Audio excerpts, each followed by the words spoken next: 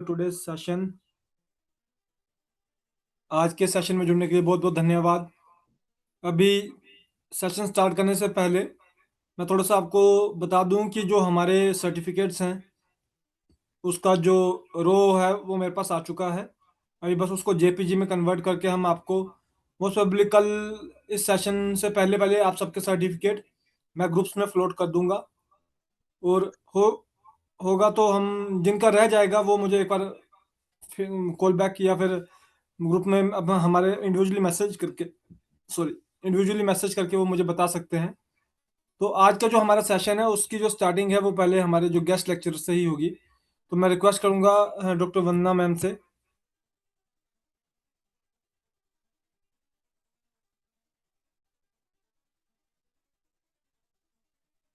Ma'am इस समय आप मेन स्क्रीन पे हैं, प्लीज आज के सेशन को आप कंटिन्यू करें। ठीक है, थैंक यू पूनम जी।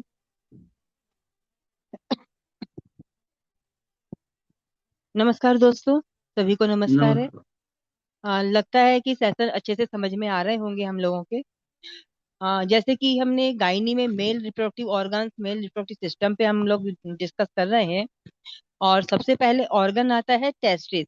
तो टेस्टिस की अभी तक हमने जो डिजीज डिस्कस की हैं, जैसे orchitis, epididymitis, testicular torsion, hydrocele, varicocele and testicular cancer, इनके ऊपर हमने चर्चा की है। आज लास्ट डिजीज है टेस्टिस की, क्रिप्टो और काइटिस।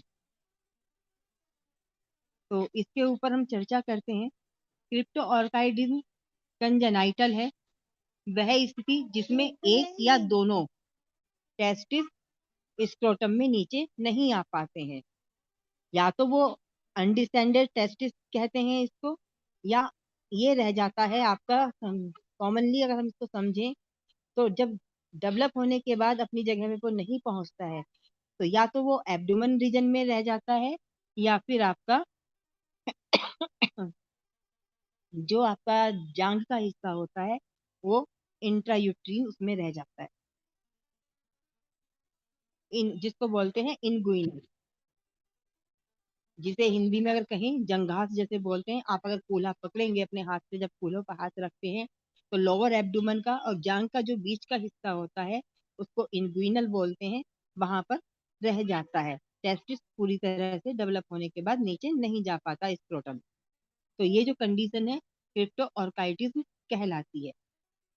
कारण प्रीमैच्योर वर्क,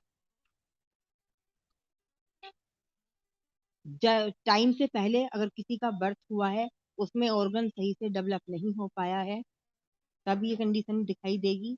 हार्मोनल प्रॉब्लम, इसमें आपको DSD, disorders of sexual sex development, जिस समय बच्चे का डेवलपमेंट होता है, हार्मोन्स डेवलप होते हैं, उस कंडीशन में भी आपका हो सकता है ये।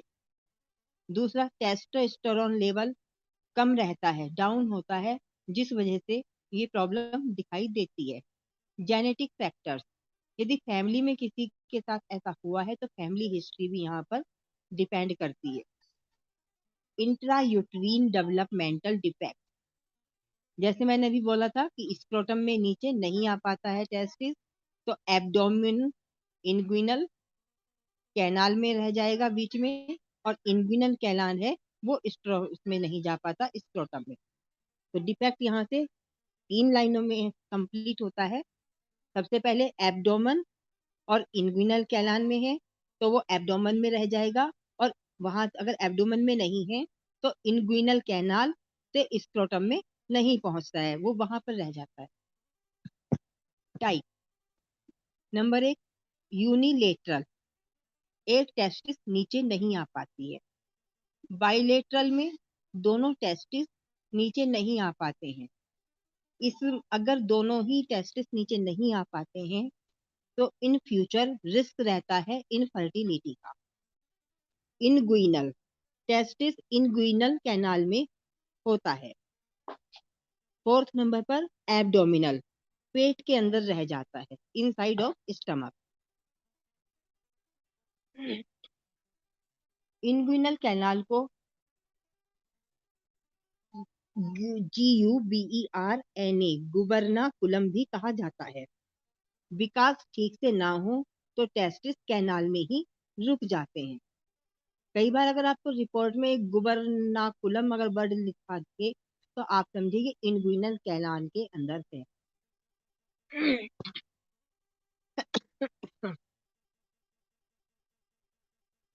सिम्टम्स। सबसे पहले जब आप फिजिकली एग्जामिन करते हैं तो स्क्रोटम खाली दिखाई देता है, टेस्टिस पाल्पेट ना करती है। पोरं चांगली निघाली बघायला किती तुला दोन असत प्रॉपर्टी काय लई नाही 2-3 शेत असत 2-3 जी, अपना अपना माइक ऑफ रखें सर, मुझे कुछ समझ में ठीक नहीं आहे आएगा तो बाद में बात करें। सॉरी मैम, रुकिए, मैं अभी कर रहा हूँ। मैंने फर्स्टली बोला सिम्टम, स्क्रोटम खाली दिखाई देगा। जिस समय आपके पास पेशेंट को लाया जाता है कि हमारे बच्चे में क्या ये प्रॉब्लम आ रही है, देखिएगा, डॉक्टर के पास जाता है और जब आप फिजिकली एग्जामिन करते हैं, देखते हैं, तो जो टेस्टिस का जो आउटर थैली जैसी संरचना होती है जिसे स्क्रोटम कहते हैं वो खाली होगी। उसमें जो टेस्टिस है, जो हिंदी में आप गोलियां बोलते हैं, वो वहां पर नहीं होगा। टेस्टिस पालपलेट पालपेट भी नहीं करती है। लेफ्ट साइड अधिक कॉमन होता है ये। कॉम्प्लिकेशंस क्या क्या हो सकती हैं? फर्स्टली इनफर्टिलिटी, टेस्टिकुलर कैंसर जिसको बोलते हैं seminoma, testicular torsion, inguinal hernia, psychological problem. Psychological problem आपको बचपन में, चाइल्डहुड में दिखाई दे सकती है। लो सेल्फ कॉन्फिडेंस, ऐसे बच्चों में कॉन्फिडेंस की लेवल कम होता है, एंजाइटी का शिकार हो सकता है। पीयर टीजिंग, एम्ब्रेसिस भी इसको दिखाई देगा कि औरों में है और मेरे अंदर यहाँ पर कमी है। तो एम्ब्रेसमेंट, हरेसमेंट अपने आप से वो फील करने लगते हैं। यदि एडोलसेंस में हम कहें, रिलेशनशिप में, तो फियर, घबराहट, इन्फीरियरिटी फीलिंग उसको अंदर दिखाई देगी। एडल्ट में अगर हमें पता लगता है आने के बाद, तो इनफर्टिलिटी का डर सबसे पहले, sexual performance, anxiety, depression, some cases में सोशल विथड्रॉल, यानी सोशल यानी सामाजिक, आमतौर पर ये अपने आप को लोगों से कट कर लेते हैं, उन लोगों के बीच में भीड़ भाड़ में रहना पसंद नहीं करते हैं। डायग्नोज, डायग्नोज करने के लिए पल्स डायग्नोज, फिजिकली आपका एग्जामिनेशन, अल्ट्रासाउंड, और ज्यादा जरूरत पड़े तो एमआरआई भी करवाई जा सकती है। टेम्परामेंटल स्टडी तो आपने करनी ही है इलेक्ट्रोहोम्योपैथी के अकॉर्डिंग। इम्पोर्टेंट पॉइंट, सबसे पहले टेस्टिकुलर डिसेंट। कई बार ये जो डिफेक्ट आता है बेबी के अंदर, चाहे डेट है, तो 7वें महीने के जो डेवलपमेंट होता है वो 7वें महीने में कंप्लीट होता है, तो वो आपको दिखाई देगा। प्री मैच्योर बेबीज, जैसे कि जन्म से पहले प्री मैच्योर डिलीवरी जब हो जाती है, तब आपको यहाँ पर ये जो है ना अधिक कॉमन दिखाई देता है। इनग्विनल डिफेक्ट, पाल्पेट टेस्टिस पल्पेबल होगी। एब्डोमिनल में डिफेक्ट है तो एब्डोमेन के अंदर आपको नॉन पाल्पेबल टेस्टिस दिखाई देती है।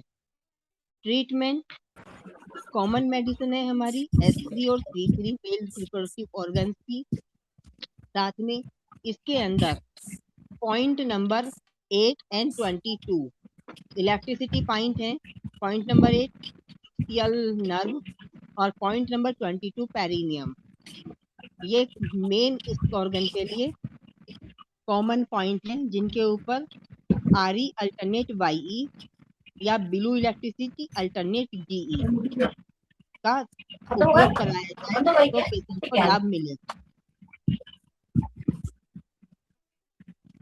किसी का कोई क्वेश्चन है तो बता सकते हैं। मेल रिप्रोडक्टिव ऑर्गन्स में आज हमने टेस्टिस का कंप्लीटली, जो कॉमन हमारी डिजीजेज होती हैं वो आज हमारी कंप्लीट होती हैं। अगर किसी का कोई क्वेश्चन है तो बता सकते हैं सर।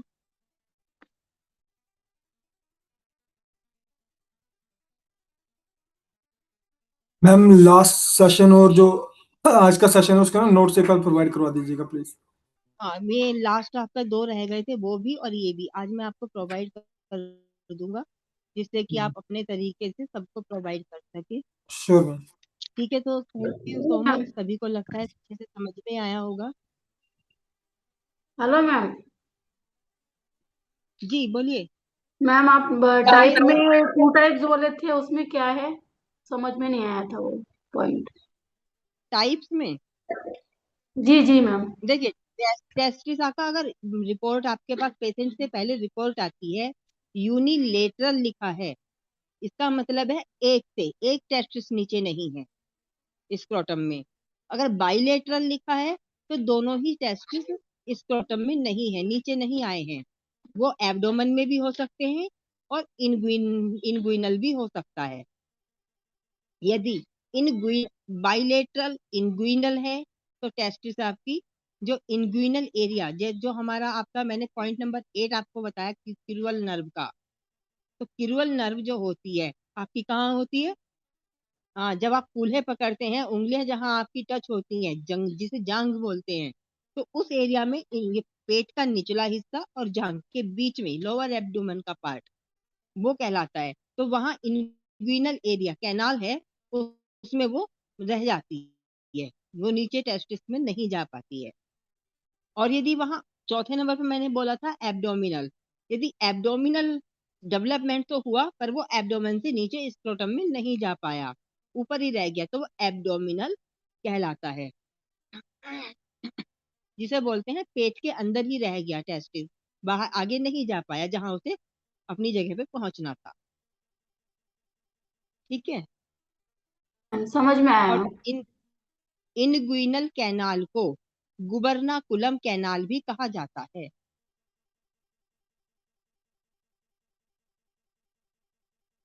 एनी मोर, कुछ और?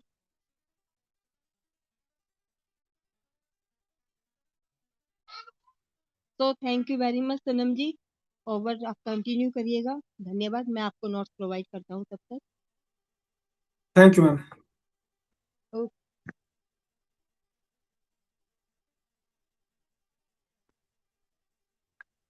अभी हमारे पहले मैं आपको थोड़ा सा इंफॉर्मेशन देना चाहूँगा कि जो हमारा सर्टिफिकेट्स है उसका मेरे पास आप सबका प्रीडम जो रो सर्टिफिकेट है वो आ चुका है।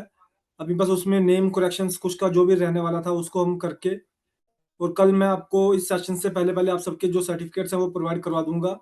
और मोस्ट प्रोबेबली इस वीक के एंड तक में जो डिस्पैच हो, जिनके हार्ड कॉपीज है वो डिस्पैच हो जाएंगे यहाँ से। और अगर अभी भी किसी को लगता है कि उसे अपना हार्ड कॉपी चाहिए तो वो मुझे बता सकता है। मेरे पास अराउंड 15% 17% के ऑर्डर हैं जो हार्ड कॉपी के ऑर्डर्स हैं। तो इसी के साथ हम अपने आज के सेशन के नेक्स्ट पार्ट की तरफ को चलेंगे। सर से मैंने टाइम लेने की कोशिश तो की थी पर अभी वो बाहर होने के कारण, पर आज कल वो हमारे साथ डेफिनेटली जुड़ेंगे। पर अगर किसी कारणवश हमारा कल एक एक्सपर्ट सेशन हुआ जिसमें कि हमारे एक एक्सपर्ट डॉक्टर साहिबान हमें थोड़ा सा टीचिंग दे सके, तो उनका सेशन हम परसों फ्राइडे को करेंगे। अदरवाइज हम आज कल उनका सर का सेशन जो है वो हम करवाएंगे, जिसके अंदर जो चार्ट है वो उसकी इंफॉर्मेशन आगे उनको प्रोवाइड करवाई जाएगी। आप में से जिस भी पर्सन ने बुक का ऑर्डर किया था वो मुझे जिसको डिटेल डल गई है वो मुझे हाई का मैसेज ना भेजे, पर जिसको डिटेल नहीं डली है आपकी कोरियर की तो मुझे एक बार हाई का मैसेज जरूर भेज दे, क्योंकि मेरे अकॉर्डिंग वैसे मैंने सबको भेज दिया है। पर अगर फिर भी किसी को नहीं आया अभी तक डिटेल तो वो मुझे बता सकते हैं।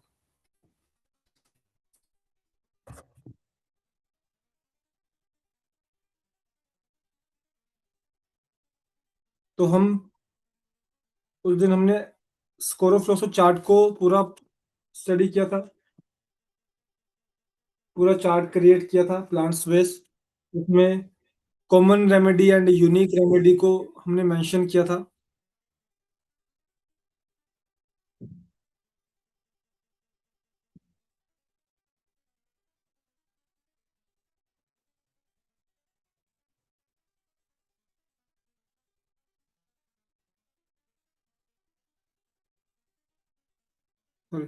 उसमें हमने common remedy and unique remedy दोनों को हमने मेंशन किया है।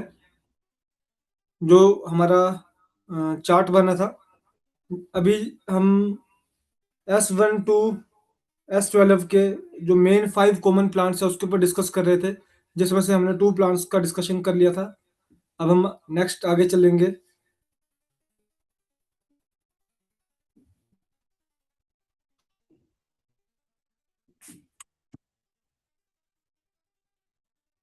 पहला था कोक्लेरिया ऑफिसनेलिस स्पून ब्रोट, सेकंड था हाइड्रेसिस कैंडेंसिस गोल्डन सील, और आज है हमारा नस्टेशियम नस्टेशियम ऑफिसनेलिस,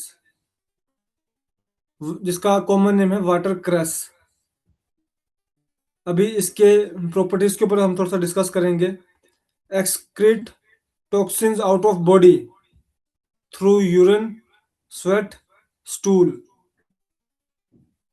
एक प्लांट वो आपका केयूबी के साथ भी वर्क कर रहा है, एंडोक्राइन के साथ भी वर्क कर रहा है, एक्सोक्राइन के साथ, एंड जीआईटी के साथ भी वर्क कर रहा है। Excrete toxins out of body through urine, sweat and stool, balances the chemical substances। Body के जो केमिकल सब्सटेंसेस होते हैं उसको बैलेंस करता है।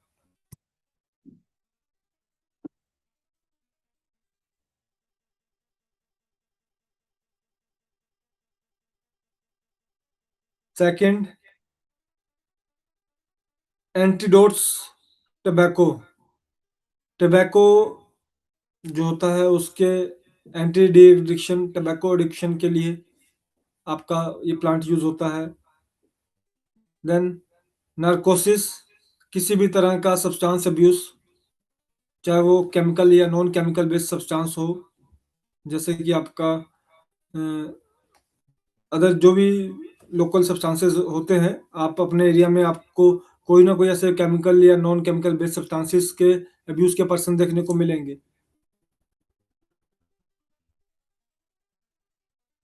Question number point number 4, rich in vitamin C, iron, calcium, iodine, vitamin A, 15 vitamin and mineral, 15 vitamin and minerals का। ये एक बहुत कॉमन क्वेश्चन होता है हमारे डॉक्टर्स का कि सर विटामिन डेफिशिएंसी में क्या देना है। तो उस समय जब हम उन्हें सजेस्ट करते हैं कि आप उसमें S1 दीजिए, आप उसमें S2 दीजिए, फीमेल है तो S2 दीजिए, नहीं समझ आता तो न्यूट्रल बेस में S1 देना है, आप उसमें S10 को यूज करके देखिए, C10, A2, A3, क्योंकि इन्हीं प्लांट्स के अंदर वो कंपोनेंट्स है जिसकी डेफिशिएंसी को वो क्लियर करते हैं। For scurvy, anti cancer, cirrhosis of liver and dropsy, sedative, इसका यूज सेडेटिव्स के अंदर भी किया जाता है। Sir yes ma'am. सर कौन सा चैप्टर चालू है कि मैं लाइट गया था तो थोड़ा सा मिस हो गया मेरा। चैप्टर नंबर हमारा पेज नंबर 23 वाला चैप्टर है, 22-23 वाला, जिसमें हम 25 पेज पे नासेशियम ऑफिसनेल का वाटर क्रैस का हम डिस्कस कर रहे हैं। 25।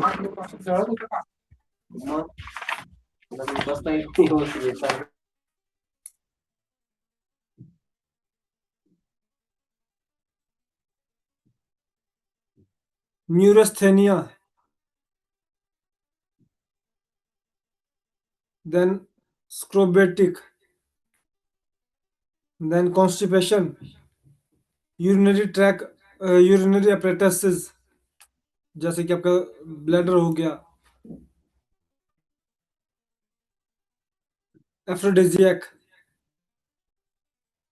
एक प्लांट के अंदर आपको डिफरेंट तरह के जो प्रॉपर्टीज देखने को मिल रहे हैं, और मैं आपको बताना चाहूँगा कि बेशक होम्योपैथी में भी इन चीज़ों का यूज़ होता है, पर इलेक्ट्रोहोम्योपैथी में इस तरह से इन प्लांट्स को सिलेक्ट किया गया है कि वो एक रेमेडी हर चीज को कवर करने के लिए इफेक्टिव रहती है।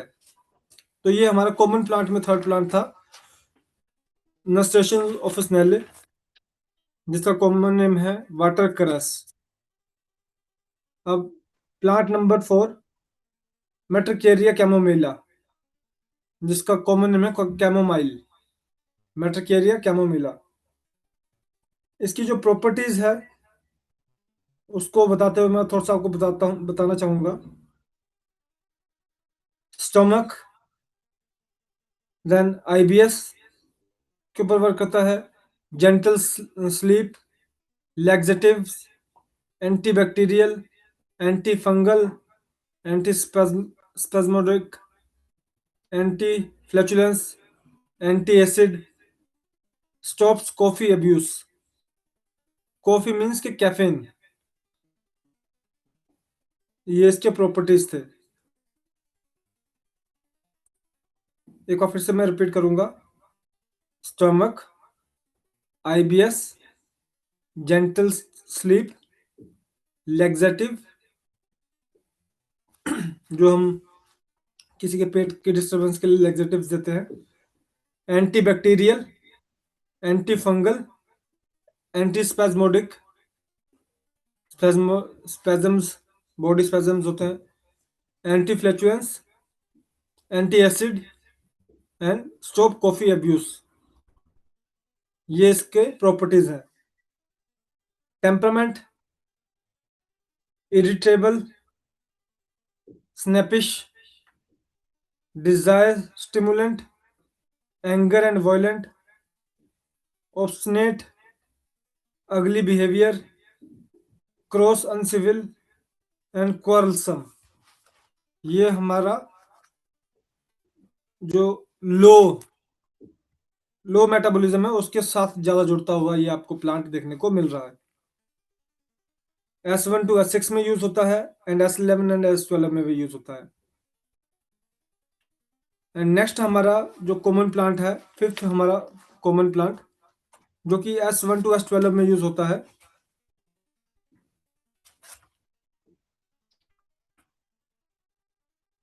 स्मेलिक्स मेडिका कहाँ गया?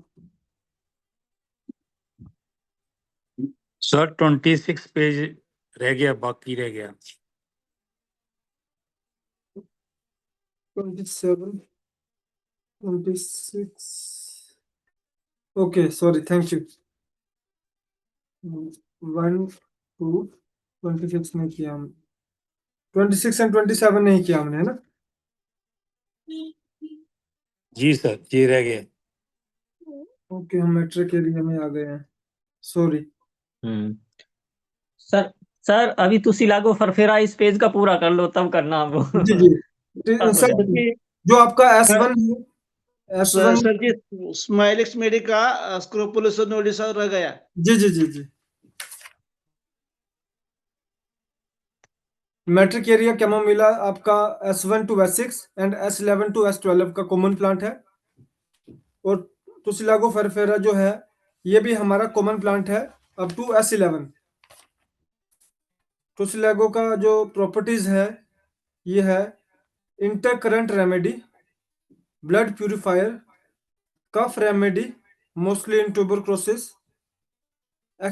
Expectorant and tonics, scrofulous and gonorrhoea. In general ये किसी भी तरह का जो आपका इन्फेक्शन है, चाहे वो फंगल बेस इन्फेक्शन हो, चाहे वो आपका ब्लड बेस इन्फेक्शन हो, उसके ऊपर इसका ज़्यादा अच्छा जो रिस्पॉन्स है। इसका कॉमन नेम है कोल्ड्स फुट।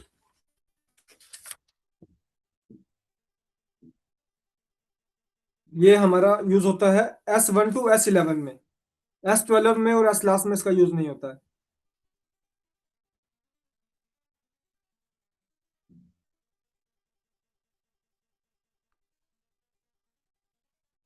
जो कॉमन रेमेडी थी उसमें हमने हाइड्रेसिस कैंडेंसिस, नस्ट्रेशम ऑफ स्नेल, और हमारा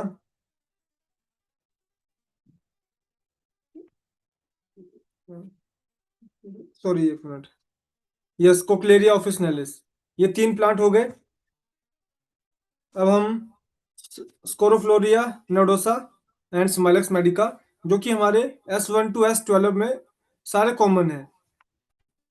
फर्स्ट हमारा स्कोरोफ्लोरिया नोडोसा। इसकी properties: glandular remedy, burns, cuts, wounds, eczema, psoriasis, analgesic, anti inflammatory, anti scrofulous, डिप्रेटिव,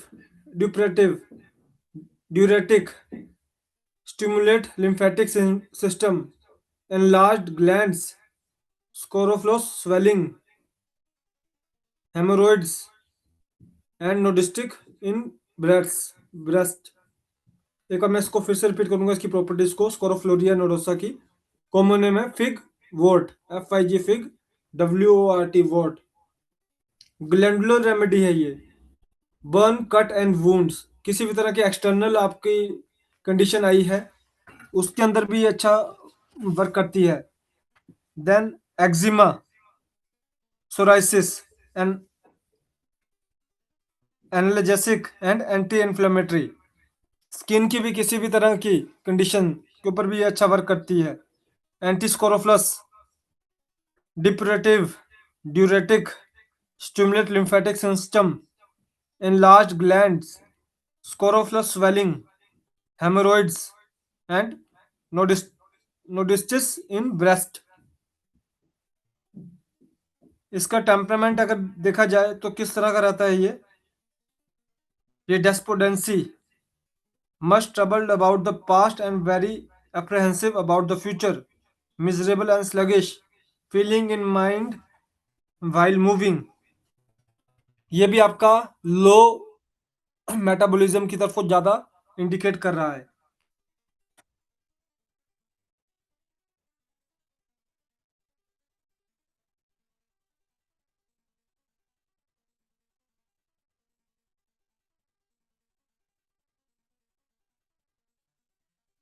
इसमें एक पॉइंट और लिखा है कि ये प्लांट आपका बेसिकली किस तरह के देखिए, जो प्लांट की नेचर है वही उस इंसान की भी नेचर होने वाली है ना, क्योंकि लास्ट में हमने उस चार्ट में जो स्टडी किया था उसके अंदर हमने ये स्टडी पाया कि जो प्लांट एक नेचर क्रिएट करता है उसी नेचर के साथ ह्यूमन की नेचर भी कोरिलेट कर रही होती है। जो प्रोसेस ऑफ मेटाबॉलिज्म की वजह से जो हमारे इफेक्ट्स हैं प्लांट के रिएक्शन का, उसमें स्टोन के रिएक्शन का और काम करने का तरीका सेम है आपका बॉडी के रिएक्शन का। Sorry please.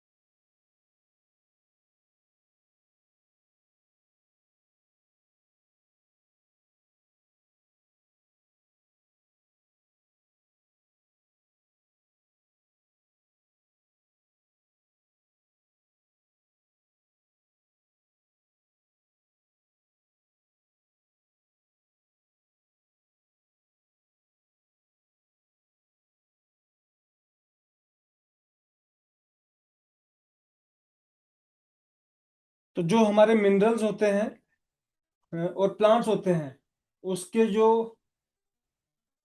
मेटाबॉलिक प्रॉपर्टीज होती हैं और आगे जो प्रॉपर्टीज क्रिएट करता है वो प्लांट्स और ह्यूमन में उस तरह से सेम रहती है। तो इस तरह से जो इसमें आपको टेम्परामेंट बताया जा रहा है वो प्लांट का भी टेम्परामेंट है और ह्यूमन का भी टेम्परामेंट है। प्लांट एंड ह्यूमन टेम्परामेंट के अंदर इस तरह की सिमिलरिटीज आपको देखने को मिलती है। वार्म रूम,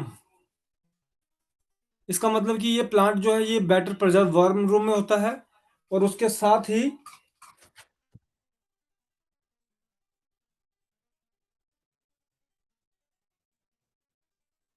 इसमें वर्स क्या है, रेस्ट एंड ओपन एयर। अगर ये पर्सन है, इसको रेस्ट भी और ओपन एयर, और प्लांट का भी अगर इसको आप बार बार इसको हमारे जो रेमेडीज होती हैं उसके अंदर कुछ रेमेडीज ऐसे होती हैं क्रूड फॉर्म के अंदर, उसको हमें एवरी कुछ समय के अंदर उसकी जो पोजीशन होती है ना वो बदलनी पड़ती है। शेक नहीं करते, बस उसकी पोजीशन बदलते हैं हम। मान लीजिए उसको अप से डाउन कर दिया, डाउन से अप कर दिया, वो रैक अलग है जिन रेमेडीज के अंदर इन चीजों का होता है, इफेक्ट होता है जो प्लांट बेस्ड क्रूड के लिए। जब हम उसको फॉर्मुलेट कर देते हैं पूरी रेमेडी को, तो उस समय उस चीज का कोई भी इफेक्ट नहीं आता है। बट प्लांट बेस्ड क्रूड के अंदर आपको चीजों को शेक करना पड़ता है, कुछ चीजों को।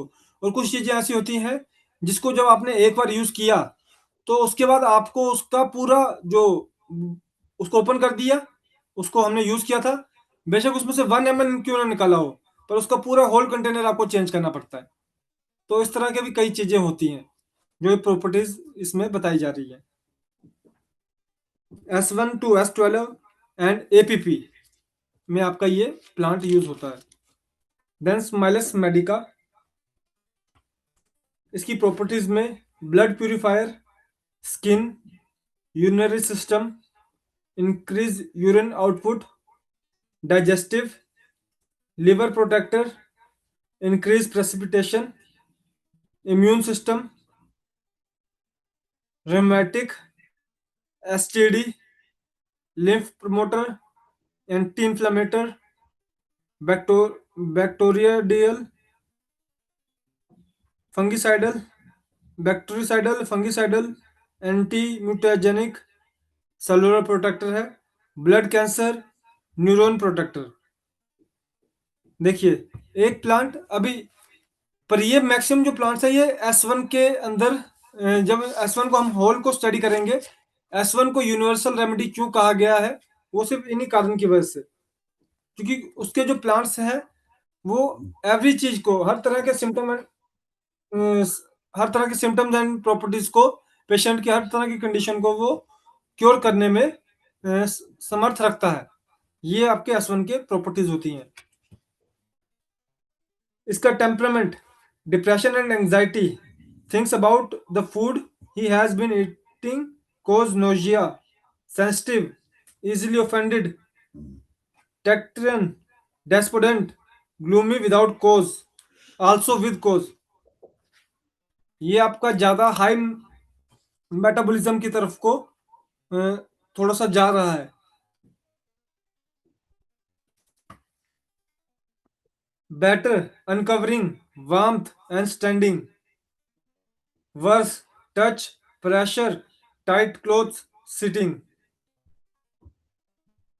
ये बेटर एंड वर्स जो इसकी किस तरह की कंडीशन में ये ज्यादा कंफर्टेबल रहते हैं और किस तरह की कंडीशन में ये लेस कंफर्टेबल रहते हैं।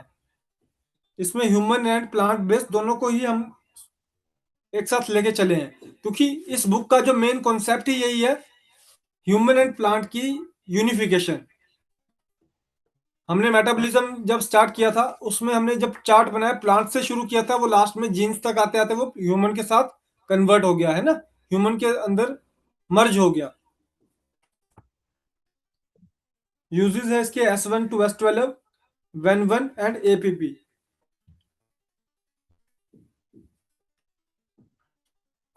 अब हमारा स्कोरोफ्लोसो ग्रुप का जो लास्ट प्लांट बचा है, लास्ट नहीं सॉरी, 2 प्लांट बचे हमारे S1 के, स्कोरोफ्लोसो 1 के। फर्स्ट है हमारा वेरोनिका ऑफिसनेलिस, जो कि इसका यूनिक प्लांट है। ये आपका S1 to S11 में भी यूज होता है वैसे, पर S1 को जो चेंज होता है प्लांट, उसके अंदर ये प्लांट होता है।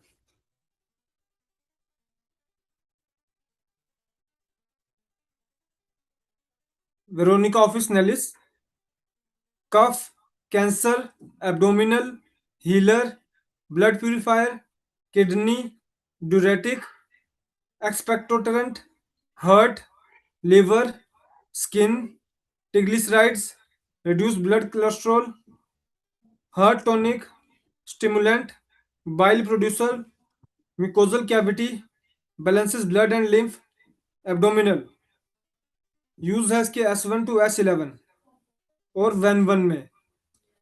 अच्छा, अभी तक जो हमने प्लांट्स को पढ़ा, अगर हम देखा जाए प्रॉपर्टीज की बात करें, अगर हमने हर प्लांट की 10-10 प्रॉपर्टीज को स्टडी किया तो 10 में से 6 से 7 प्रॉपर्टीज जो है वो सेम है। सॉरी, एक मिनट रुकिए प्लीज।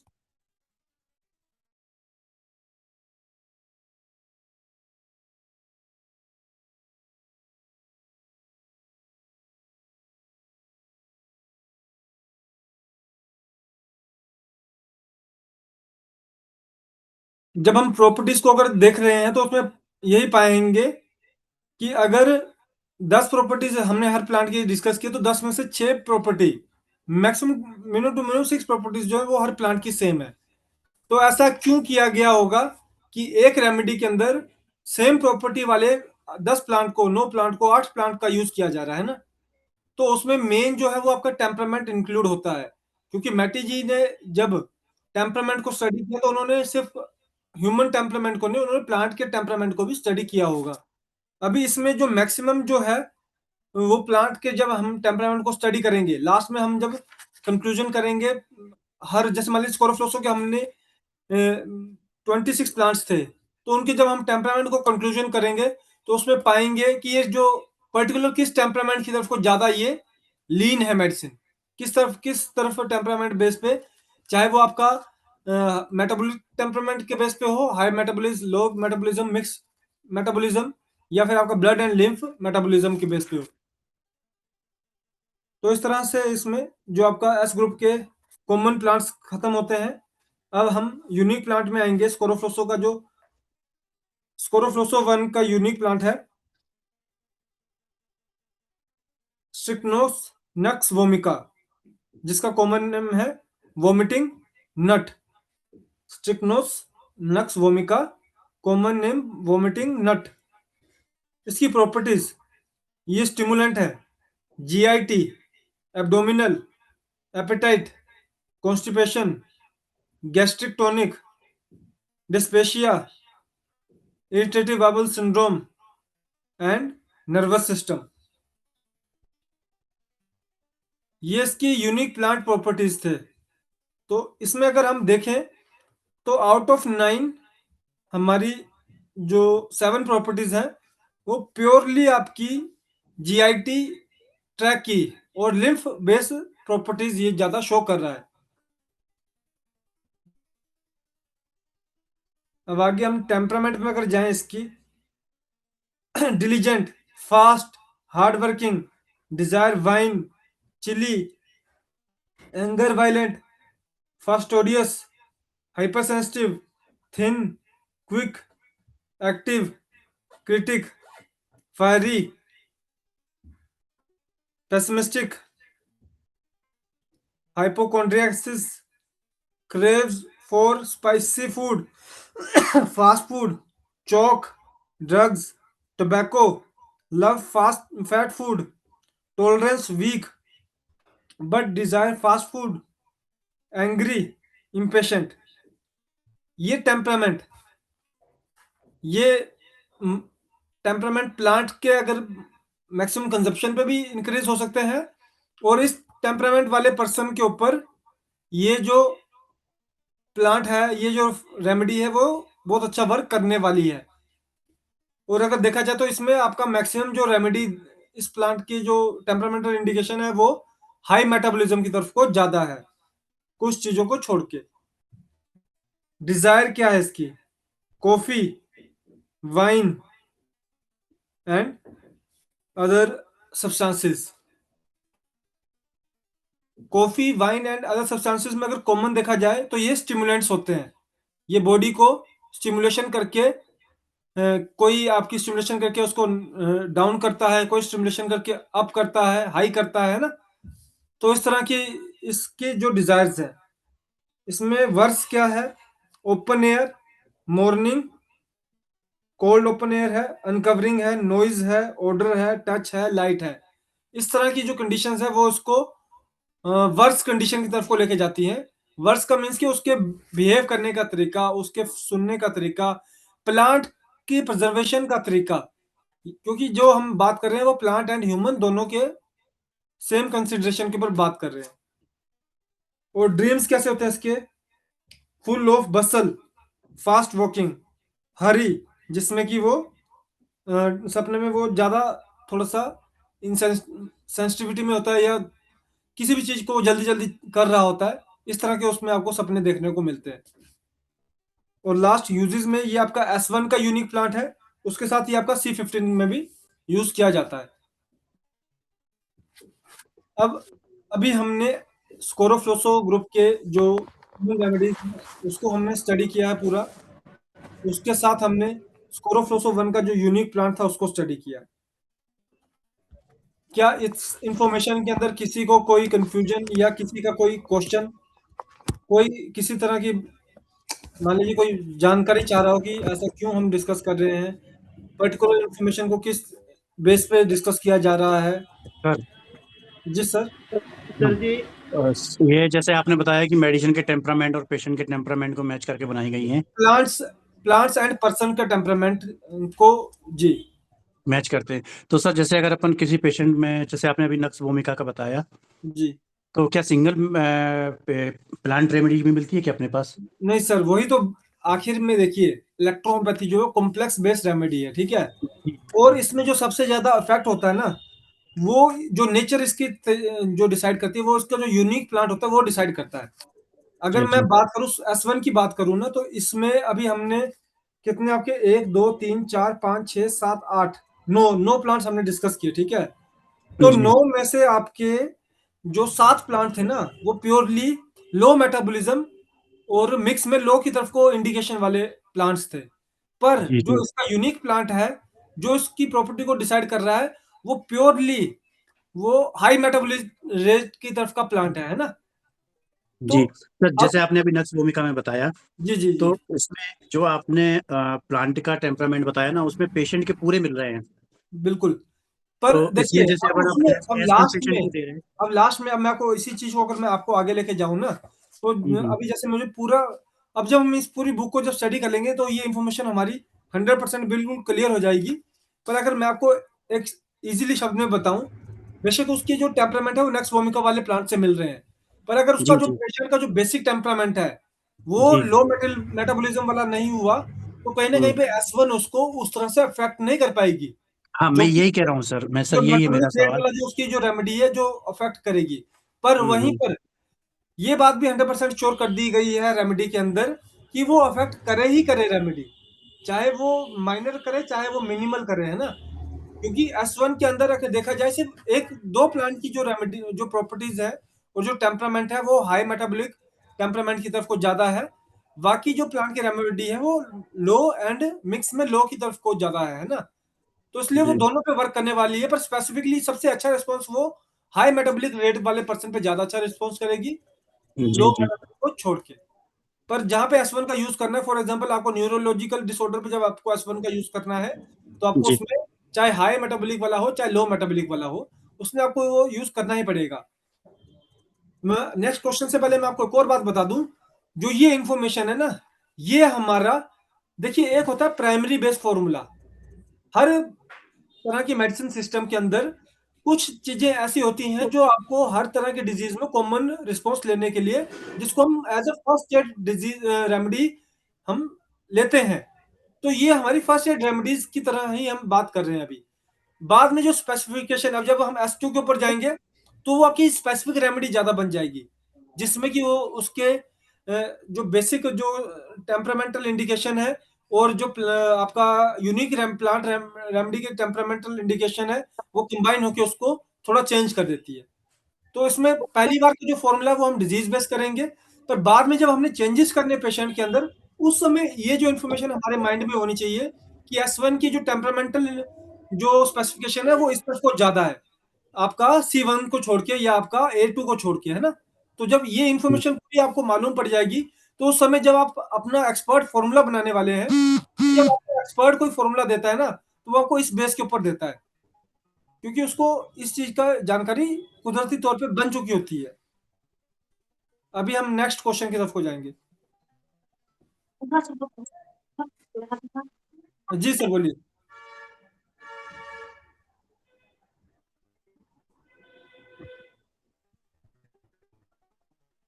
कपिल सर का माइक ऑन है, कोई क्वेश्चन तो नहीं है आपका?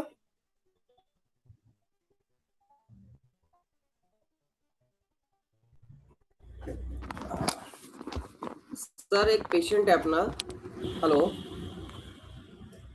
हेलो।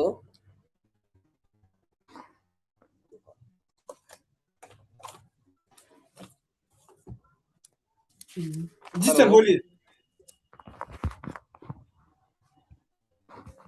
जी कपिल सर बोलिए। Good afternoon sir. जी गुड आफ्टरनून। सर एक पेशेंट है अपने। हाँ जी डॉक्टर सर। सर एक पेशेंट के ऊपर डिस्कस करना था, लेकिन मुझे तो मैं जब बात कर सकता हूँ सर अभी?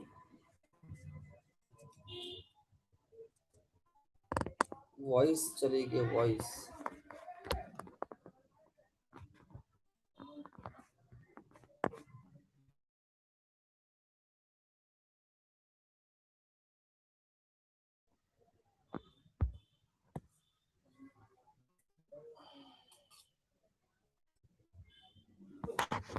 जी सर, अब बताइए अपने पेशेंट, क्या आपका डिस्कशन है?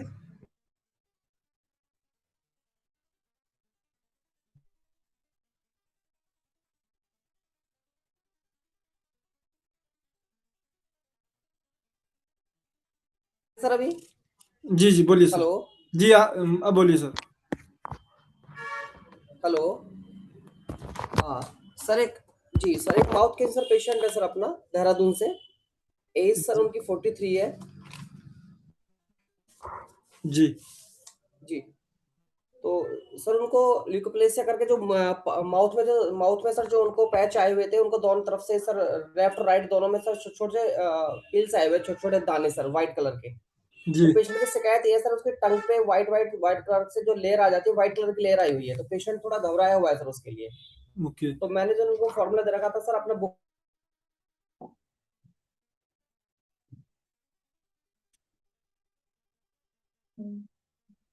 वाली फॉर्मूला दिया था जी। तो क्या अब फॉर्मूला? ठीक तक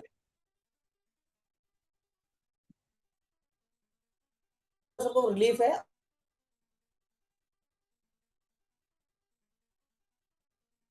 एक बार फॉर्मूला रिपीट कीजिए प्लीज। लेफ्ट साइड में सर यहाँ पे एक गिल्ट टेस्ट है, लेकिन वो समस्या सर आ रही है उसकी कि घबराया हुआ है पेशेंट सर। तो मैं क्या चेंजेस करूँ सर पेशेंट की? टंग के ऊपर सिस्ट टंग है पे या फिर आपका चीक के ऊपर सिस्ट है? सर व्हाइट लेयर उसको लिकोप्लेकिया करके आया हुआ है। और सर हाँ, और सर टंग में अंदर की तरफ छोटे छोटे दाने आए हुए व्हाइट। हाँ हाँ जी। सर अभी ना आपका टंग पे वॉइस सर ब्रेक डाउन हो रहा है बहुत ज्यादा। मैं आपसे रिक्वेस्ट करूंगा कि एक बार आप मुझे व्हाट्सएप कीजिए इस डिटेल को, ताकि मैं नहीं, उसको सिस्ट तो सर यहाँ पे है, सिस्ट तो sir right side left side में चीक के अंदर। Mental sir, okay. यहाँ पे जस्ट अभी सर आपकी वॉइस बहुत ज्यादा ब्रेक डाउन हो रही है। यहाँ पीछे। मैं आपसे रिक्वेस्ट करूंगा कि आप मुझे एक बार ना इसको व्हाट्सएप कीजिए, जो आपने ट्रीटमेंट दिया था, इसको एक बार आप प्लीज मुझे व्हाट्सएप करेंगे।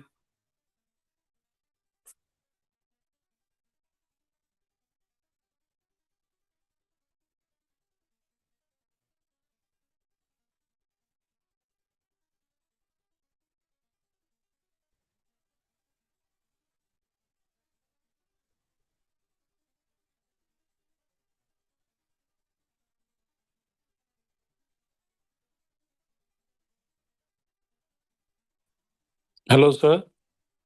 जी सर। सर 11 और 12 तारीख की जो मीटिंग हुई थी वो प्लीज अपलोड कर दीजिए इसमें, इस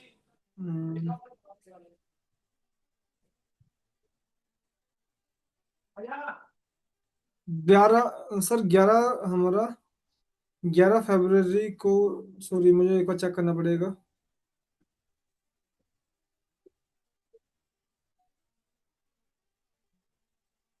10 की तो आपने कर दी थी, लेकिन 11 और 12 की नहीं है।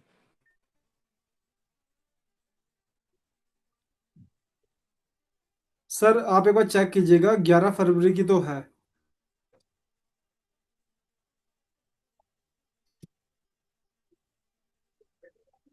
श्योर सर, देख लूंगा। लेकिन मैंने देखा इस वाले अपने इसमें नहीं है। ग्रुप के अंदर नहीं डाली गई होगी, ओके। हाँ जी, ग्रुप के अंदर नहीं डाली सर। जी ठीक है, मैं आपको डाल देता हूँ सर अभी। Okay, thank you sir, thank you.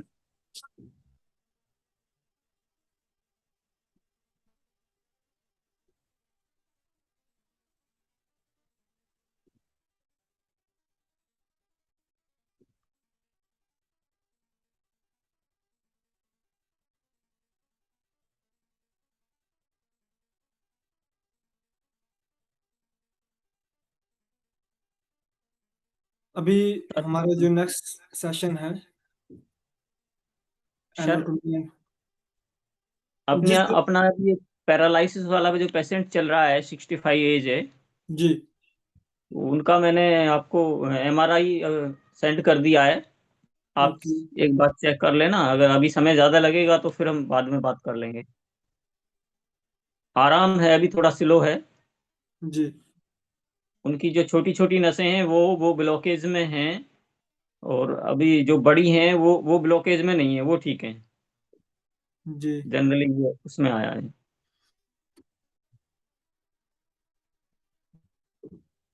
Cerebral parenchyma, basal गैंग्लियोथम,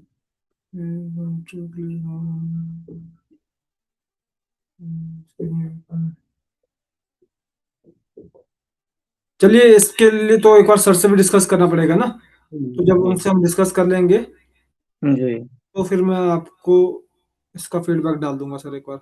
जी जी सर। अगर हम चेंज की बात करें तो कितने परसेंट चेंज आया होगा पेशेंट के अंदर? अभी डॉक्टर साहब इनको 30% चेंज है। ओके। सेटिस्फाई हैं वो। जी और 19 को मुझे इन्हें फार्मूला बना के जरूर देना होगा। ये बनारस के रहने वाले हैं, ये 1 महीने के लिए जाएंगे। जी।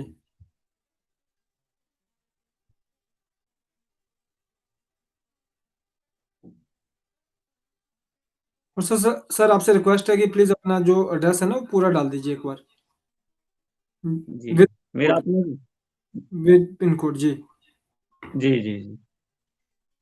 ओके डॉक्टर साहब।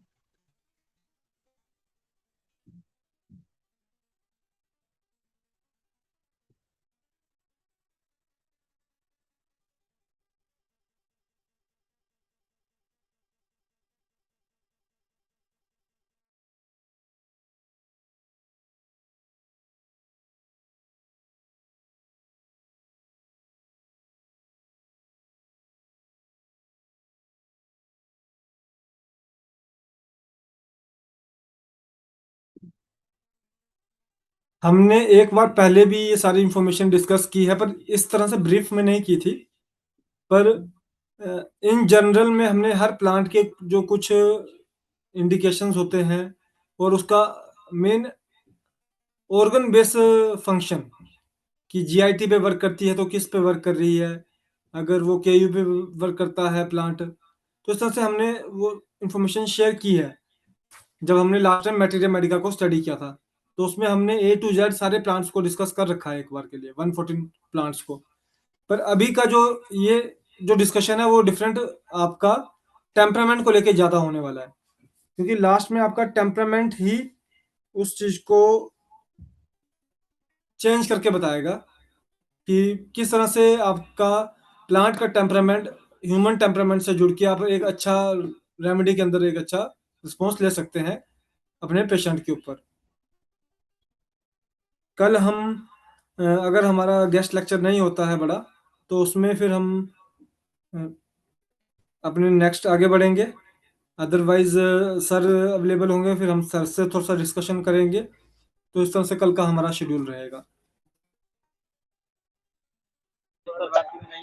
सर जैसे यूट्रस में गांठ है तो उसमें आंतों की गांठ वाला रेमेडी दे सकते हैं? अ, कौन सा गांठ सर? यूट्रस में गांठ है। तो उसमें आपका फाइब्रोइड वाला पहला ट्रीटमेंट जो है फाइब्रोइड वाला ही चलेगा। जिसको कि आप बाद में चेंज कर सकते हैं फाइब्रोसिस और अदर ट्रीटमेंट के अंदर।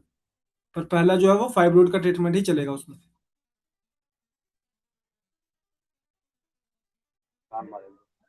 Okay sir.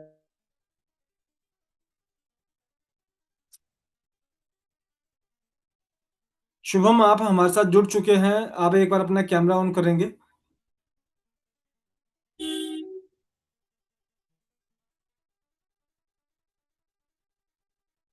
एक मिनट बस। जी जी।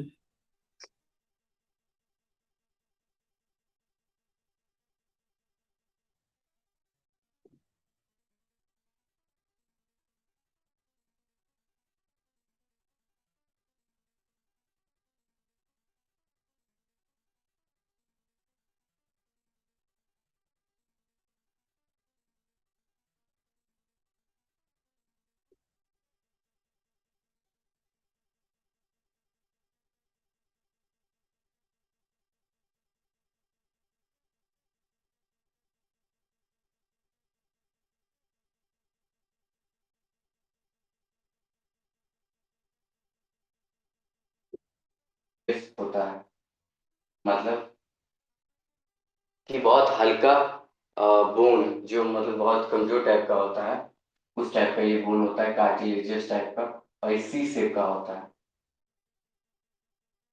उसके बाद ये जो हमारा ट्रैकिया है, ये डिवाइड करता है ब्रोंकाई।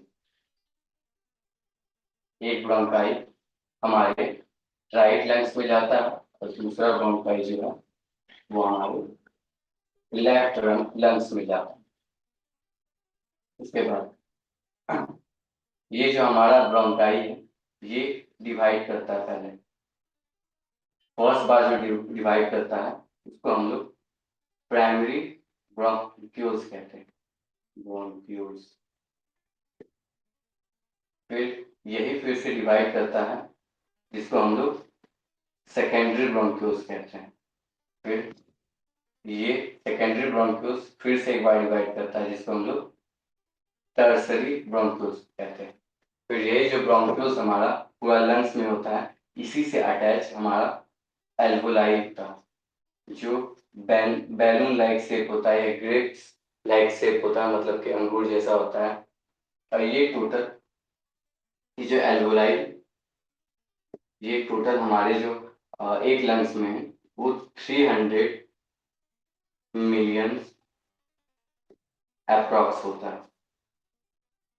मतलब 300 मिलियंस के नजदीक होता है हमारा एल्वोलाई हमारे लंग्स में। और ये जो एल्वोलाई है यही गैसियस एक्सचेंज करवाता है। गैसियस एक्सचेंज मतलब कि जो हम लोग O2 को इनहेल किए, मतलब O2 लिए नाक से, फिर वो हमारे नसल पैसेज, फिर फेरिंग्स, फिर लैरिंग्स और ट्रैकिया होते हुए ब्रोंकाई में जाता है। फिर ब्रोंकाई ब्रोंक्यूल्स में, फिर ये ब्रोंक्यूल्स के थ्रू एल्वोलाई तक पहुंच जाता है। फिर ये O2 ये यहाँ पे हमारा ब्लड कैपिलरीज सब प्रेजेंट होते हैं। ये ब्लड कैपिलरीज में ही ब्लड सब होते हैं। ब्लड में जो आरबीसी है वो उसमें हीमोग्लोबिन होता है। हीमोग्लोबिन का क्या काम होता है? ये ऑक्सीजन को कैरी करता है। मतलब ये ऑक्सीजन हमारे ब्लड कैपिलरी में गया, फिर यहाँ पे हेमोग्लोबिन प्रेजेंट होता है।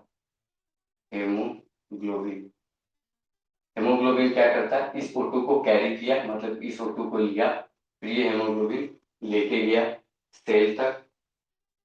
इस सेल में जो भी हमारा सिंपल फूड मॉलिक्यूल्स था, जो हम लोग डाइजेशन में डाइजेस्टिव सिस्टम में देखे थे कि कैसे कॉम्प्लेक्स फूड मॉलिक्यूल्स को तोड़ता है सिंपल फूड मॉलिक्यूल्स में, जो एब्जॉर्ब करता है हमारा बॉडी और सेल तक जो जाता है। इसी में सिंपल फूड मॉलिक्यूल्स होते हैं जैसे amino acid, glucose, glycerol, fatty acid. तो इसको क्या करता है? तो बर्न करता है। बर्न करने के बाद ये जो O2 है ये एनर्जी सिंथेसाइज करता है, मतलब एनर्जी बनाता है। सिंथेसाइज एनर्जी बनाया, उसके बाद यही किस फॉर्म में बनाता है? एटीपी। जिसको हम लोग एडिनोसाइन ट्राइफॉस्फेट कहते हैं, मतलब इसका फुल फॉर्म हुआ एडिनोसाइन ट्राइफॉस्फेट। नोट्स में मैं आपको दे दूंगा तो देख लीजिएगा।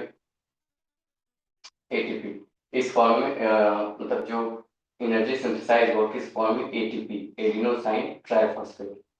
फिर क्या हुआ, ये जाकर के फिर जो CO2 हमारे बॉडी से सेल में आता है, फिर ये यहाँ से हेमोग्लोबिन क्या करता है, CO2 को कैरी किया, मतलब O2 को जो ब्लड कैपिलरी से लाया सेल तक पहुंचाया, फिर सिंपल फूड मॉलिक्यूल्स को बर्न किया, एनर्जी सिंथेसाइज किया, फिर CO2 जो रिलीज किया हमारा बॉडी, उसको क्या किया, हेमोग्लोबिन कैरी किया, मतलब अपने पास रखा, फिर उसको लेते आया कहाँ, ब्लड कैपिलरी एल्वोलाई के पास।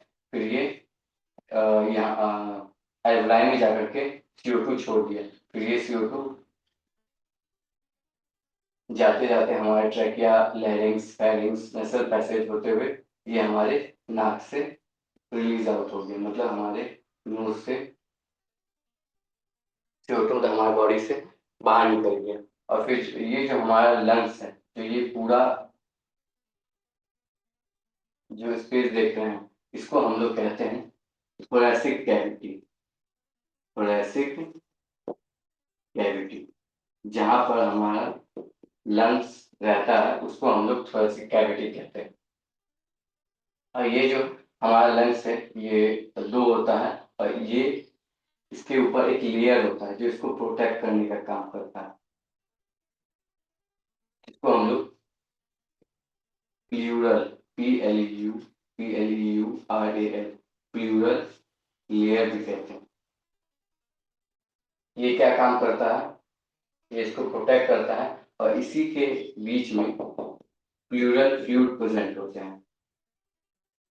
प्लूरल फ्लूइड ये लंग्स को बचाता है और फ्रिक्शन को रिड्यूस करता है, मतलब जो भी जो हमारे लंग्स के आउट है, जो हमारे लंग्स के बाहर जो भी है, वो लंग्स से टच होकर के उसको डैमेज ना कर सके, तो उससे हमारा जो है ये प्लूरल जो लेयर है, जो प्रोटेक्टिव लेयर है लंग्स के ऊपर, वो इसको प्रोटेक्ट करता है। और इसी प्लूरल लेयर के बीच में प्लूरल फ्लूइड होता है जो फ्रिक्शन मतलब जो घर्षण है उसको होने से बचाता है, कि मतलब घर्षण ना हो, जिसकी वजह से हमारा लंग्स डैमेज ना हो। और फिर हमारा जो लंग्स है उसको कुछ स्केलेटल सिस्टम प्रोटेक्ट भी करते हैं, मतलब बचाने का काम करते हैं। कैसे, जैसे सामने से हमारा स्टर्नम, ये एक बोन है, ठीक है, वो सामने से प्रोटेक्ट करके रखता है यहाँ पे, ठीक है। उसके बाद लेटरली मतलब साइड बाय साइड इसको रिब्स प्रोटेक्ट करके रखता है। फिर पीछे हमारे जो बैक बोन है उसमें वर्टिब्रे मतलब बैकबोन जो है वो प्रोटेक्ट करके रखता है। फिर नीचे से हमारा डायफ्राम प्रेजेंट होता है, जो क्या करता है कि लंग्स के साथ जो हम लोग सांस लेते हैं और छोड़ते हैं ये मूव करता है। कैसे, जैसे हम लोग सांस लेते हैं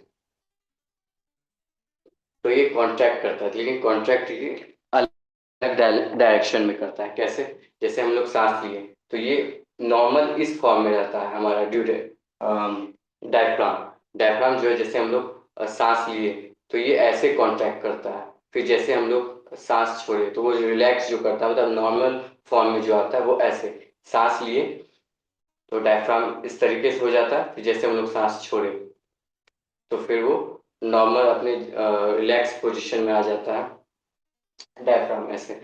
तो ये हमारा जो पूरा है रेस्पिरेटरी सिस्टम में जितने होते हैं वो सब है। कैसे, ये हम लोग नॉस्ट्रिल से, जो हमारे दो नॉस्ट्रिल होते हैं उससे हम लोग O2 इनहेल किए, उसके बाद फिर नसल पैसेज में गया, नसल पैसेज के बाद फेरिंग्स में गया, फिर फेरिंग्स से ये लैरिंग्स में गया, जिसको हम लोग वॉइस बॉक्स भी बोलते थे, जिसके थ्रू हम लोग बोल पाते हैं।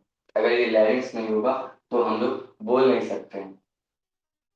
फिर उसके बाद ट्रैकिया प्रेजेंट होता है जो सी से कार्टिलेजियस बोन का बना होता है। फिर यही ट्रैकिया डिवाइड करता है दो अलग लंग्स में, मतलब राइट लंग्स में और लेफ्ट लंग्स में, जिसको हम लोग कहते हैं ब्रोंकाई। फिर ये ब्रोंकाई ब्रांच लाइक स्ट्रक्चर में ये डिवाइड करता है। जैसे पहले बार डिवाइड किया तो प्राइमरी ब्रोंक्यूल्स हो गया, दूसरी बार डिवाइड किया तो सेकेंडरी ब्रोंक्यूल्स हो गया, और तीसरी बार डिवाइड किया तो टर्सरी ब्रोंक्यूल्स हो गया। फिर ये जो ब्रांच लाइक जो आपका ब्रोंक्यूल्स है, इसी से अटैच हमारा एल्वुलाई होता है, जो ग्रिप्स लाइक होता है, मतलब अंगूर जैसा होता है, बैलून शेप स्ट्रक्चर भी बोल सकते हैं। ये जो है हमारा फंक्शनल यूनिट ऑफ लंग्स है। मेन जो रोल है वो यही करता है वर्क, एल्वुलाई, क्योंकि ये गैसियस एक्सचेंज करवाता है, मतलब O2 को हमारे ब्लड कैपिलरी में देता है, CO2 को लेता है, रिलीज आउट करवाता है। ब्लड कैपिलरी में ही हमारा ब्लड रहता है, ब्लड में हमारा हीमोग्लोबिन प्रेजेंट होता है। ये हीमोग्लोबिन ही O2 को कैरी करता है, सेल तक पहुंचाता है, फिर सेल में बर्न आउट करके सेल में जो भी सिंपल फूड मॉलिक्यूल्स है उसको बर्न आउट करके, मतलब जला करके उसको ATP बनाता है। ATP मतलब एनर्जी सिंथेसाइज करता है, और फिर होमोग्लोबिन जो CO2 हुआ, रिलीज आउट हुआ हमारे बॉडी से, उसको कैरी किया, उसको लिया, उसको लेकर ब्लड कैपिलरीज के थ्रू ये एल्वुलाई में भेजता है, फिर हमारे बॉडी से बाहर निकालता है। हमारा जो लंग्स है, total 300 million approx alveoli present होता है एक लंग्स में। और फिर जिस कैविटी में, मतलब जहाँ पे हमारा लंग्स प्रेजेंट होता है, उसको हम लोग थोरैसिक कैविटी कहते हैं, THORACIC, थोरैसिक कैविटी। फिर थोरैसिक कैविटी, और जो हमारा लंग्स है उसको प्रोटेक्ट करने का काम जो करता है, मतलब एक लेयर प्रोटेक्ट करता है, जो ताकि फ्रिक्शन ना हो सके, मतलब घर्षण ना हो सके किसी भी बाहरी किसी चीज से। तो वो जो लेयर है उसको हम लोग कहते हैं प्लूरल लेयर। ये प्लूरल लेयर में ही प्लूरल फ्लूइड प्रेजेंट होते हैं, जो कि क्या करते हैं, जब भी मूवमेंट होता है तो इस घर्षण की वजह से ये लंग्स डैमेज ना हो सके, इसके पूरे ऊपर प्लूरल लेयर जो होता है उसी के अंदर प्लूरल फ्लूइड प्रेजेंट होता है। फिर सामने से जो स्केलेटल सिस्टम, मतलब बोन, जो हमारे लंग्स को प्रोटेक्ट करता है, बचाता है, वो क्या हो गया, स्टर्नम। और जो साइड से प्रोटेक्ट करता है, ठीक है, सामने से जो प्रोटेक्ट किया वो स्टर्नम, ठीक है, और फिर जो साइड से प्रोटेक्ट किया है हमारे लंग्स को, वो रिब्स करता है। और जो पीछे से प्रोटेक्ट करता है, मतलब हमारे पीछे से वर्टिब्रे, जिसको हम लोग बैकबोन भी कहते हैं, वो प्रोटेक्ट करता है। फिर नीचे में हमारा डायफ्राम प्रेजेंट होता है, जो हम लोग सांस लेते और छोड़ते हैं तो वो भी उसके साथ मूवमेंट करता है। जो डायफ्राम का नॉर्मल पोजीशन था वो ऐसे था, मतलब रिलैक्स पोजीशन में। जब वो कॉन्ट्रैक्ट करता है तो इस पोजीशन में फिर हम लोग जैसे सांस छोड़ते हैं, फिर वो नॉर्मल रिलैक्स पोजीशन में अपना ऐसे आ जाता है। तो ये हमारा था रेस्पिरेटरी सिस्टम। अब हम लोग आगे जो है इसका मैकेनिज्म देखेंगे। अभी के लिए बस इतना है, धन्यवाद।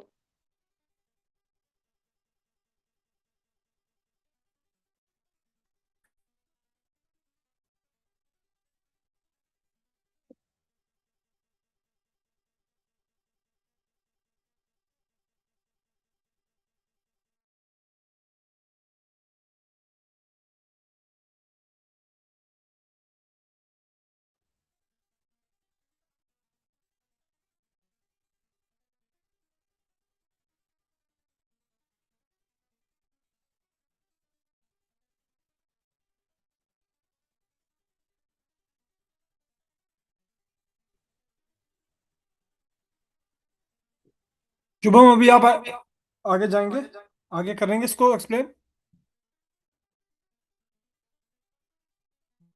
आगे भी कर सकते हैं, लेकिन वही है कि फिर उसको ज्यादा टाइम लगेगा उसको। चलिए ठीक है, नो इशू।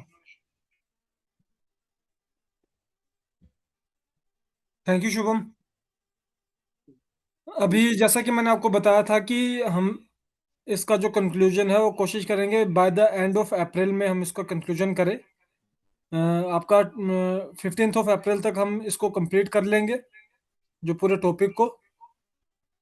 और उसके बाद आपका क्योंकि अभी बीच में कुछ हमारे फंक्शंस भी हैं, हमारे इवेंट्स भी हैं, तो उसकी वजह से भी बीच में अडप्शन आएगी, पर कोशिश करेंगे कि आपका 15 अप्रैल तक इसकी जो रिवीजन है वो हो जाए, ताकि उसका फिर जो टेस्ट है वो हम अप्रैल के एंड पे ले लें, क्योंकि अराउंड 15 to 25 हमारा एक फैमिली फंक्शन है, जिसकी वजह से हम टोटली बिजी हो जाएंगे, तो उसकी वजह से भी बीच में कुछ दिन सेशन नहीं हो पाएगा।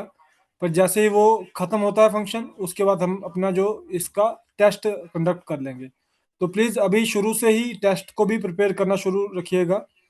हर तरह के एक दो क्वेश्चन नोट डाउन करते रहिए हर दिन से, ताकि लास्ट में जब जिस दिन हमें टेस्ट करना है उस दिन हमारे पास वैरायटी ऑफ क्वेश्चन हो। हालांकि इस बार भी पूरा वैरायटी था, बहुत अच्छी तरह से टेस्ट हमें कंडक्ट करने में काफ़ी इजी भी हुआ और काफ़ी वर्सटाइल टेस्ट भी था। तो चलिए, थैंक यू वंस अगेन।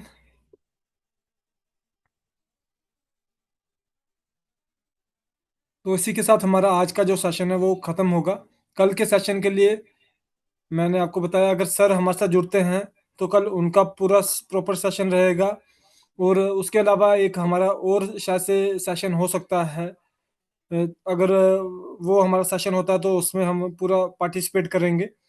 वो एक अदर जो स्टेट है उनका एक स्टेट लेवल का ऑनलाइन सेशन होने की उम्मीद है, जिसमें कि उनके स्टेट के जो डॉक्टर हैं वो थोड़ा सा इंटरेक्ट भी करेंगे। पर एंड ऑफ ऑल में तो हम इलेक्ट्रोहोम्योपैथी को ही डिस्कस करने वाले हैं, तो वो हम सबके लिए ही एक पॉजिटिव सेशन रहेगा। ओके, प्लीज लास्ट क्वेश्चंस, और उसके बाद फिर हम अपने जो सेशन है उसको एंड करेंगे।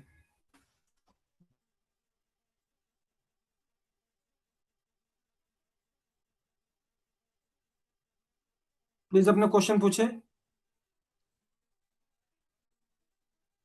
डॉक्टर साहब, जी सर। एक मेरा पैरालिसिस का पेशेंट और है, इसको 4.5 साल पुराना केस है। जी। को पैरालिसिस में तो रिलीफ है, उन्होंने पहले ये आपका पेशाब उनका थोड़ा रुकता नहीं है, जल्दी जल्दी आता रहता है। जी। ये उनकी प्रॉब्लम है। मैंने बोला मैं सर्दी है उसके कारण भी है, तो वो चीज भी नहीं रही है। ओके। जब गर्म मौसम हो गया तब भी आता है, और प्रोस्टेट का उन्होंने एक बार ऑपरेशन करा चुके हैं 3 साल पहले। तो यहीं पर आपका मेन कारण यहीं पर ही है सर। 65 एज है उनकी, जी। 75। नहीं, जो कारण है हम इसका फिर डायग्नोज करेंगे लास्ट में, वो प्रोस्टेट ही निकल कर आएगा। जी हाँ। क्योंकि तो उसमें फिर आपको कुछ समय के लिए उस लेवल का आपको ट्रीटमेंट करना पड़ेगा। अगर अभी तो उससे पहले आप एक बार R20 देना शुरू कीजिए उन्हें कुछ टाइम के लिए। R21 22। 22 जी। जी। R22 और देना शुरू कीजिए विद। डब्ल्यू 22 पॉइंट पर डब्ल्यू लगाने के लिए दिया था। ओके। जी। तो उससे कोई चेंजेस उनके ऑब्जर्वेशन में? अभी तो ऑब्जर्वेशन में उन्होंने दोबारा मांगा है। अभी तो मुझे बाथरूम आता है, जी। क्लियर नहीं बताया उन्होंने। हाँ, उन्होंने मांगा है, फिर आप दोबारा से लगाने का बिल्कुल दीजिए। बिल्कुल, अगर मांगा जा रहा है तो उसका मतलब कि इफेक्ट आ रहा है ना। कोई इशू नहीं, आप इसमें R22 को यूज करवाना शुरू कीजिए, तो जी आपको जी जी। डेफिनेटली पॉजिटिव चेंजेस आएंगे।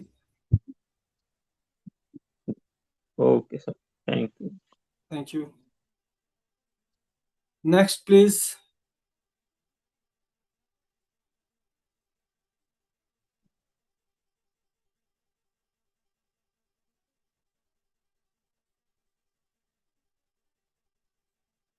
किसी और डॉक्टर का कोई क्वेश्चन या कोई query?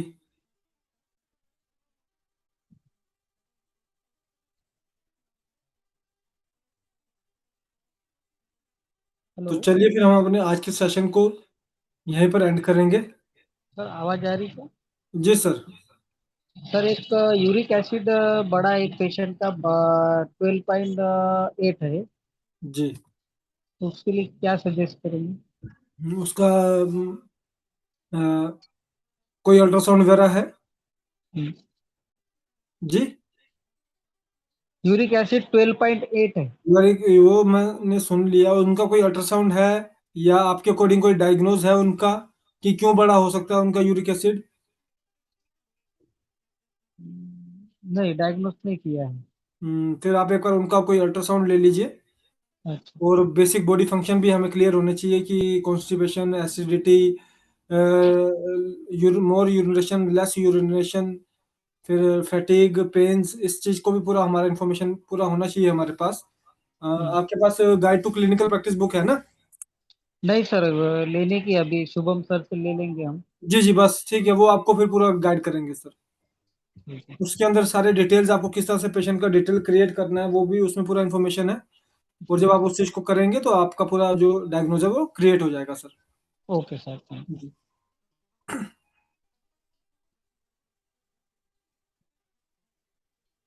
Thank you for joining today session.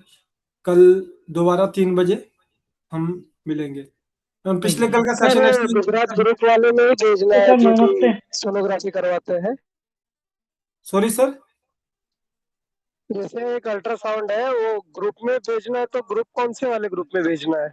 Sir group में नहीं भेजना है, वो आपको शुभम सर को बोलिए कि वो आपको कस्टमर केयर सर्विसेज का नंबर प्रोवाइड करवा दे, वो उसके अंदर आपको भेजेंगे आप उसमें।